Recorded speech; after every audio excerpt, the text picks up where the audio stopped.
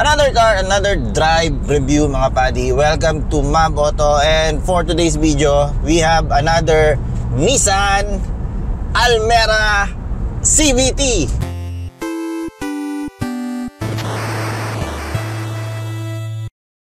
Ito yung VE variant. Ito yung pinaka base model kung gusto mo mag-automatic. Ito yung may cruise control pero walang adaptive cruise, hindi leather seats, naka-cloth seats lang, hindi rin leather up ang steering wheel. But meron kang LCD display dito sa may gauge cluster niya. Meron ka ring Apple CarPlay, Android Auto dito sa yung multimedia screen. At syempre, being the VE, ito yung CVT pero wala siyang manual mode or fake gears or simulated gears. Wala. Meron ka lang L for low. Ito yung pang akyatan or pang downhill para mas malakas ang engine braking mo. Hindi ka dumaos-dos. Or kung paakyat naman, lagi ka nasa high RPM. So that's the boring part mga padi. Dito sa VE, ewan ko yung higher variants kung meron bang paddle shifters or Tiptronic. So this is a 2024 model mga padi. Mostly na palitan lang naman dito is the fascia. Naiba lang yung bumper, naiba yung fog lights. Pero in my opinion, mas maganda yung mukha nung nauna dahil mas mukha siyang aggressive. In my opinion lang yon mga padi. Para sa akin itong fascia na to is nagmukhang mabait. At dahil ito nga ay VE mga padi, meron siyang camera sa front, sa back. Dito sa left side mirror and right side mirror meron siyang camera. Meron din nga siyang cruise control, wala nga lang adaptive cruise. So yun ang mga nadagdag sa kanya kumpara dun sa na-drive nating manual. Kung di nyo pa napapanood yun mga padi, just click this pop-out banner here. Yan, click nyo lang yan. Or naglagay ako ng link sa description box sa baba. Click nyo mamaya pagkatapos itong video na to. Yun ang mga napansin kong main differences dun sa pinaka-base model na manual transmission compare dito sa sumunod sa VE. Iba rin yung cloth ng seats. Ito may pattern, may kulay, pero cloth pa rin, hindi siya leather seats. But okay naman siya. At syempre naka-mag wheels na rin ang VE. Sa pang napansin ko dito sa VE, ang dashboard ni VE merong leather na dark blue dito sa dashboard niya, around the infotainment system or multimedia infotainment system. Silver trim sa aircon vents. Dito sa climate control may silver trim din. Door cards may soft touch material na leather. Carbon fiber looking itong door handle niya. Tapos yung door opener niya is chrome. Chrome finish siya mga padi. At isa pang napansin ko, itong rear view mirror frameless. Guwapings, ganda. Ang nakakalungkot lang dito mga padi, yun nga, yung CVT niya walang fake gears or simulated gears. So it is what it is. Magbabago lang siya pag inapakan mo. Yan, gaya niyan, napakan natin. Maya mag-NVH tayo ulit dyan sa may Calax. Welcome to Calax mga padi. Nakalimutan ko lang, meron palang wireless charger itong si Nissan Almera VE. Yan. To prove that, yan o, nilagay mo yan dyan, iilaw to. Ayos din, dami niyang features. Ka-turbo charge ka pa. Anyway, driving at 100 kilometers per hour mga padi. Naka-set lang tayo sa cruise control. May naririnig akong konting hangin. Gulong niya dito, tahimik. Bridgestone Ecopia. Dito, tahimik siya. Vibration sa makina at 100. Wala naman. Pero kapag nasa traffic ka, tapos naka-drive ka, syempre pagapang-gapang, yun, medyo mararamdaman mo, medyo may konting vibration siya. Pero pag nasa neutral naman, meron mahinang-mahina lang. Suspension harshness dito sa Calax, hindi siya harsh. Although medyo may pagka-firm ang suspension niya, pero hindi naman siya harsh. Medyo on the sporty side ang suspension nito, which I like. Bias ako sa ganun mga padi. Gusto ko yung medyo firm ng konti, hindi naman yung sobrang tigas na masakit na sa tiyan. To saktong-sakto lang. Pero manibela is medyo matamlay siya sa gitna. Matamlay. Pero pag medyo lakihan mo ng konti, magalaw naman. Hindi naman siya mala SUV sa bagal. Kasi yung mga SUV gaya ng Fortuner, Montero, yung Nissan, ano ba to? Pabasa yun na yun, MU-X, mga ganyan. Mababagal talaga ang steering ratio niyang mga yan. Kasi matataas sila, saka hindi nila kailangan yung ano. Seats, medyo firm ang foam. Oo, pagkakatanda ko, ganito rin dun sa manual transmission. Korte, pareho lang din. Ang hindi ko maalala mga padi kung merong telescopic adjustment yung manual transmission, no? Or yung pinaka base model na na-drive ko. Kasi ito meron siya, tilt and telescopic siya mga padi. Ayun, testingin naman natin ang performance nito mga padi. Ito, CVT to. Yung unang na-drive ko is manual transmission. Wala tong fake gears or simulated gears. Tingnan natin kung ano mangyayari. Diyan tayo sa may Sampaguita, Burgring. Welcome to Sampaguita, Burgring mga padi. Dito na naman ako. I miss this place. Sobrang busy ko sa tindahan, kaya bihira ako makapag-upload ngayon. I apologize for that. Sa mga viewers natin na bago, ang ginagawa ko dito sa Sampaguita, Burgring is testing the car's handling and braking. So medyo mabilis ako dito. Medyo spirited driving ako. Hindi po ako nagpapasikat dito para lang magka-views or ano, tutusin. Wala naman talaga akong halos kinikita sa ano na to. It's just my passion mga pandi. Pero wag nyong gagayahin to. Wag nyong gagayahin. Pero kung ganito ang trip nyo sa buhay mga padi, driving spiritedly sa mga twisties, mountain passes, do it at your own risk. Okay? Kung blind, wag kayo kakain ng kabilang linya kung blind. Pero kung tanaw nyo yan sa malayo at safe, feeling nyo kaya nyo, atakihin nyo lang yung corner, atakihin nyo lang. Okay? Do this. So itong kotse na to is CVT nga. Wala siyang Tiptronic or sequential paddle shifters or ano, or fake gears, simulated gears. Wala siyang ganun mga paddle. So rely lang tayo kung anong gagawin niya. Okay. And mag-check din tayo ng fuel consumption. Gaano katipid ito. Dahil kanina nagpa-full tank ako tapos reset ng AAA. Nag-cruise ako sa SLEX, saka dyan sa Calax. So siguro pa uwi, malamang matatraffic pa ako nito. We'll see. But for now, let's attack these corners. Tignan natin ang performance na ito. Actually yung manual transmission nito na drive ko na, hindi ko alam kung pareho sila ng suspension. Malamang pareho lang ng suspension to mga fans. Suspension nito is on the sporty side pag medyo pinupush ko na, pero hindi siya ganun katigas pag nagko-cruising ka, pag may nadadaanan ng mga uneven surface or bigla ang kaldag, hindi siya ganun katigas. Ito yung mga suspension na gusto ko. Woohoo! Right.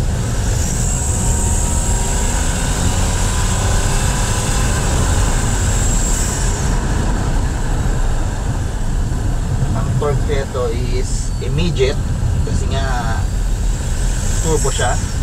So low end torque is napakaganda. Here's the engine, here's the turbo. Woo!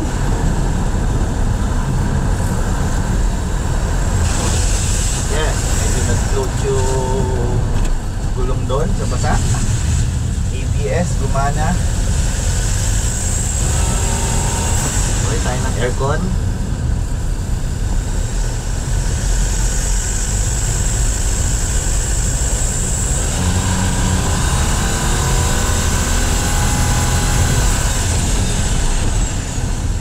Okay.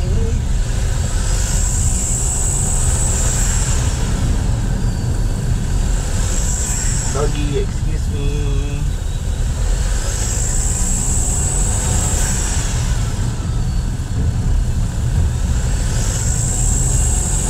Yung upuan niya, napaka-supportive.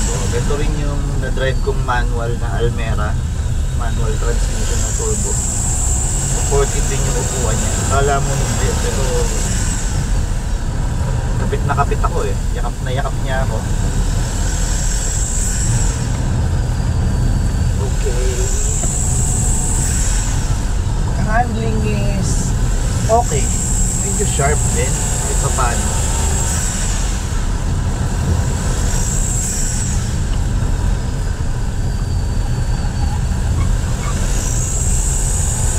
Alright.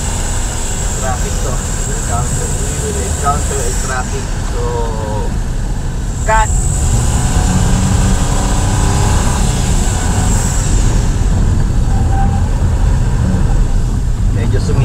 kagad yung gulong.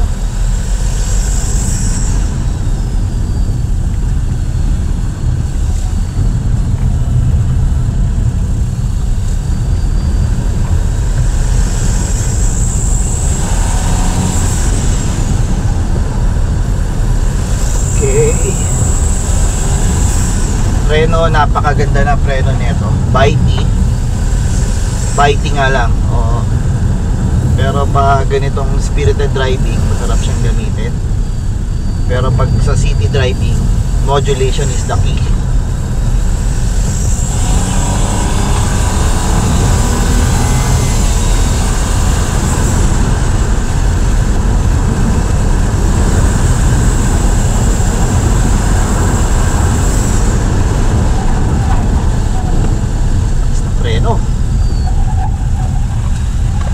Alright.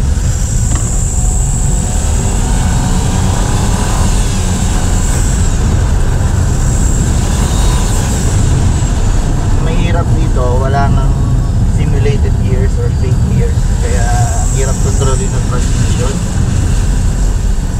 Yep. Okay.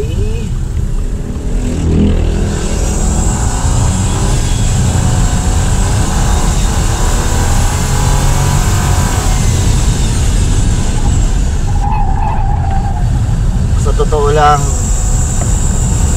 yung manual transmission parang mas torquey siya kasi nga nalalaro mo yung gears.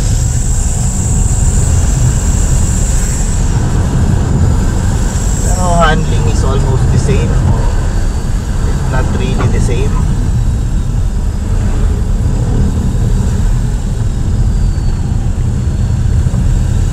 Sharp naman siyang lumiko. Yung kotse parang magaang. Oh, magaang siya.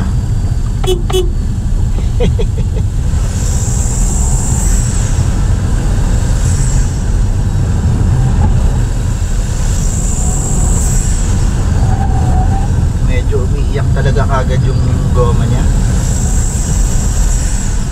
Right, nice view.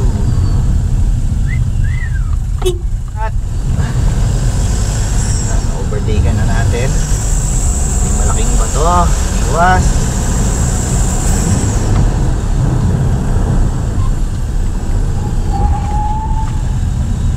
Flat bottom steering wheel pa. Maganda lang dito, wala ka nang gagawin. Apak ka na lang ng apak. Yeah.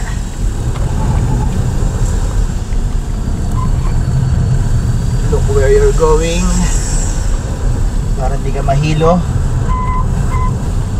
Iyak agad yung gulong eh.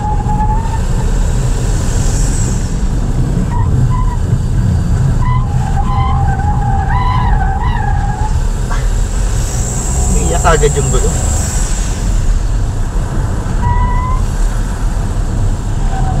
Steering wheel is napakagaang. Yeah, wala siyang feel.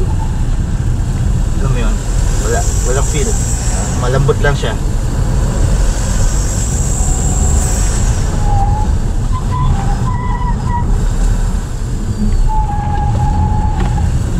Pay respect. Go.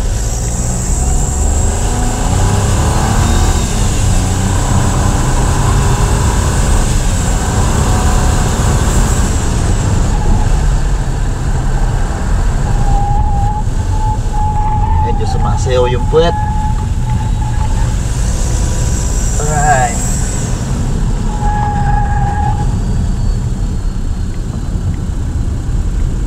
Beat.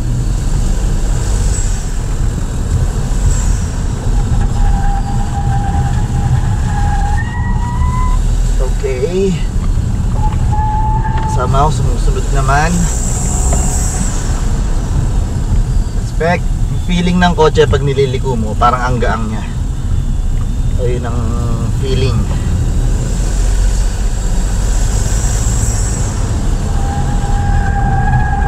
Siguro kung may mas makapit pang goma to, saka a little lower profile, nararamdaman ko medyo tumutupi yung sidewall ng gulong eh.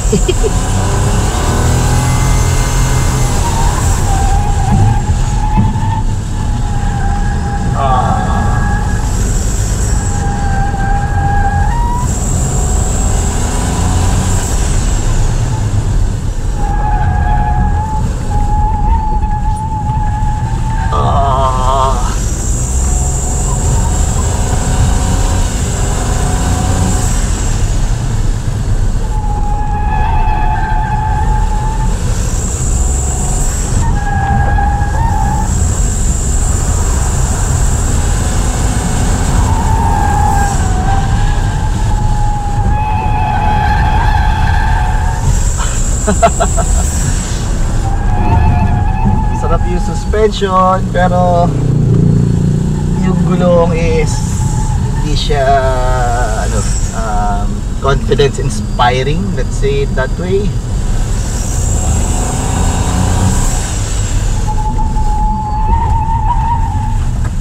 Yes, nice view.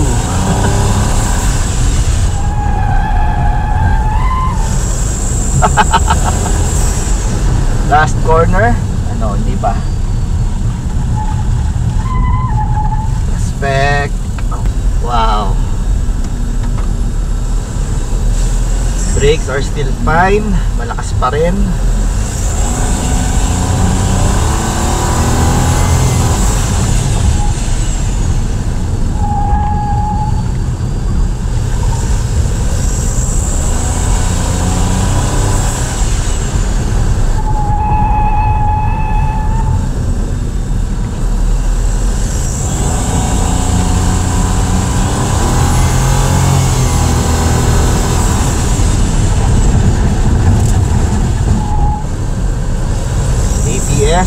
Working fine.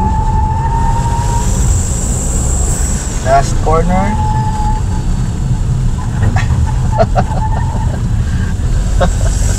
Malang hindi naman. And we're here. Oh, ganda pa rin yung preno. Oh. Yun nga lang, di ko makontrol yung gears. Oh, maganda sana kung may simulated gear siya, no? Eh, kaso wala eh. You cannot get them all. Siguro yung DL, hindi ako sigurado. Mas mahal yun eh, 1.2 million mahigit yun. Siguro yun, may simulated gears na yun or fake gears. Pero handling niya is pareho dun sa manual transmission na na-drive ko. Yun nga lang, kung ganyang banatan or twisties driving, spirited driving sa mountain pass, mas enjoyable yung manual transmission. Nagsi-shift din siya, may simulated gears din siya, pero hindi mo kontrolado. Ayun ang problema dito. Halimbawa, nasa dulo ka na ng turn, kailangan mo ng pumreno. Imbis na mag-stay siya sa gear or dun sa fake gears na yon, bigla siyang parang magpe-fake gear upshift. So, hindi siya confidence inspiring. Ang maganda lang dito, wala ka nang kailangan gawin, di ba? Magdadrive ka na lang talaga. Gusto mong tulinan, apakan mo lang, diba? Handling is very predictable sa mga corners pag inaapakan mo. Under hard braking, medyo yung puwet niya sumasayaw, nagdadrive yung unahan, siguro umaangat yung gulong sa likod, kaya medyo nararamdaman ko medyo may konting kembot sa puwet pag under hard braking lang naman mga bad. Pero pakiramdam ko lang mas torquey yung manual kasi ito nag-fake shifting din siya, may simulated gear siya, hindi mo alam kontrolado.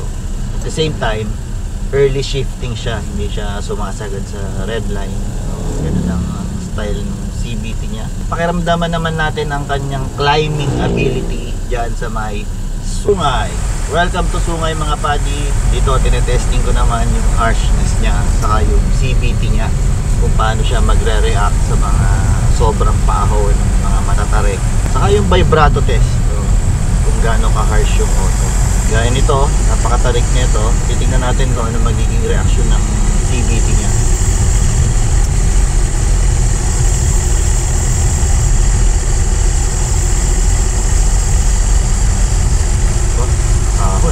Mostly dito mga padi, hindi ako naglalaro ng pedal, o hindi ko binabaw ng pinapakiramdam Ramdaman ko lang kung anong gagawin ng CVT niya. Ayan naman, paahon. Ako anong gagawin.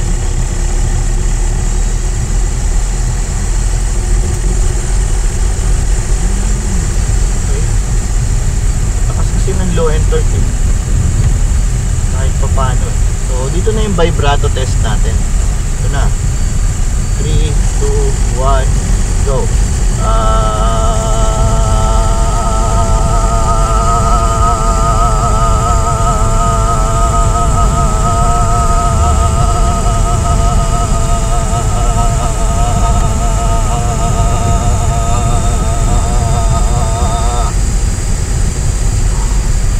Komportable naman.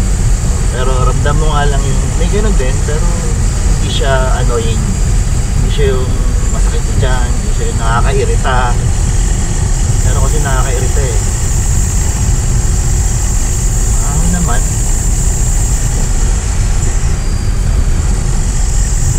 Medyo may firmness lang talaga to. Pero sa akin okay lang. Yan ang mas gusto ko. Hindi siya yung firm na nakakainis. Naglagay ako ng mic sa makina kanina. Sinubukan ko lang, baka hindi nyo na ako naiintindihan. Tinanggal ko na ngayon. Hindi nyo na maririnig yung boost. Pa-comment naman sa baba. Baka yung VL merong fake gears or simulated gears. Let me know sa comment section, mga paddy. Ito, pilipit na naman. Right. Hindi ko masyadong inaapakan. Bitaw-bitaw lang, bitaw. Konting diin, bitaw, 1/4, bitaw, 1/4. Maahon naman eh. Yan, hindi nagagalit yung makina. Yun, nakarating tayo dito sa view deck nang hindi binabarurot, hindi ginagalit, na hindi siya hirap. Pero try natin mag low gear. Diyan pa sa mga pilipit dyan sa may sungay. More sungay, so let's switch to L. Yun, tumaas ang RPM.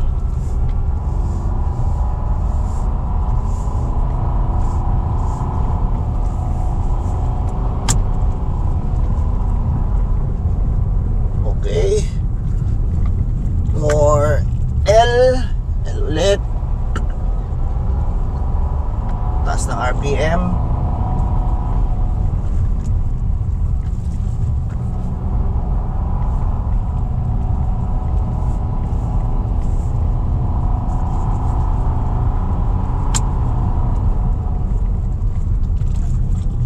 L again.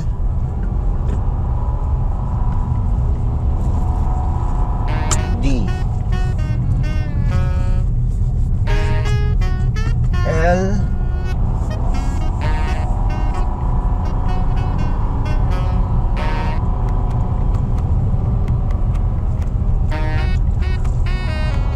D.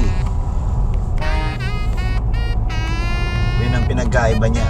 Kung nasa L ka, akyatan, mas mabilis siyang umaakyat, mas agresibo yung transmission.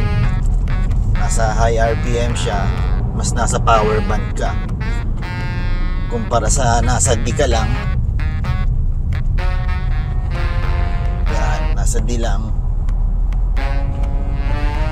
Kailangan mong apakan. Apak! Pero nag-fake shifting pa rin siya. Pag nasa L siya, parang hindi. Parang hindi siya nag-shift. Laging mataas lang yung RPM. Anyway mga buddy, yan ang ating test drive sa 2024 Nissan Almera VE. Ang VE, ito yung pinaka base model kung gusto mo ng automatic or CVT.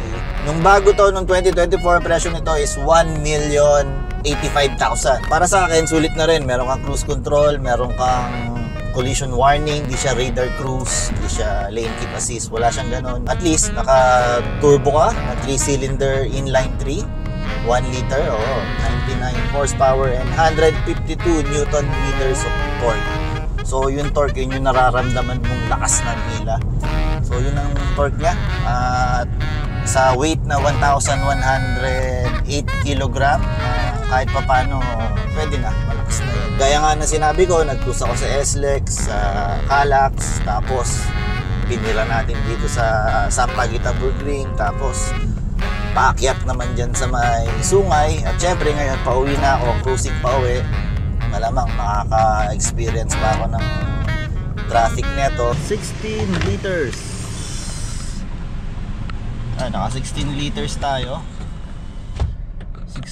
16.088. So, 179.4 divide by 16.088. So ito naging konsumo natin mga padi. Hindi ko alam kung matipid ba yan o hindi para sa isang 3-cylinder 1 liter turbocharged CVT. Kayo na mag-decide kung matipid nga ba to. And I hope you enjoy this road trip or test drive dito sa Tagaytay mga padi, sa Sampaguita, Burgring and sa Sungay.